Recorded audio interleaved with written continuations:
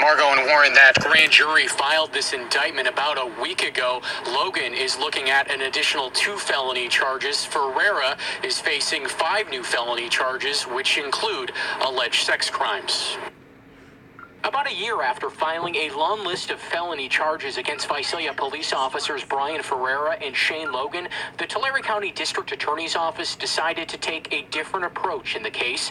Over the last several months, a team of attorneys presented evidence to a criminal grand jury made up of members of the community. Jurors saw 80 exhibits and heard testimony from 37 witnesses, including district attorney investigators, Visalia police officers, Superior Court judges, and others. Our Bureau of Investigators went out and we had witnesses that were less than cooperative, is all I will say.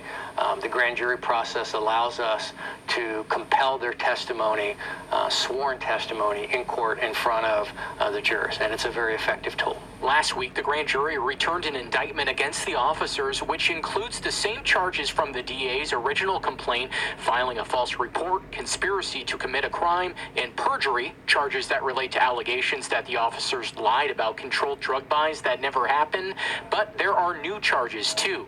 The grand jury alleges Ferreira and Logan illegally used an electronic tracking device and mishandled public money, and that Ferreira sold marijuana and committed sex acts under color of authority and by force, fear, violence, or duress. Tulare County DA Tim Ward says the alleged sex crimes came to light before the grand jury process started. Our office had contact with a civilian witness in preparation for what we thought was going to be the preliminary hearing.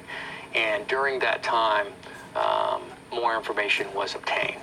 Logan faces more than 11 years in prison. Ferreira, more than 34 years. Ferreira's attorney says he was surprised by the indictment's charges. He still wants to review the transcripts of grand jury testimony and adds that his client still patently denies the charges against him.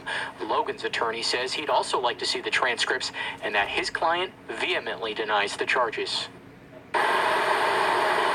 And today, a judge ordered that the former officers can remain out of custody on the same bail amounts as before. They'll be back in court on February 5th for a trial-setting hearing.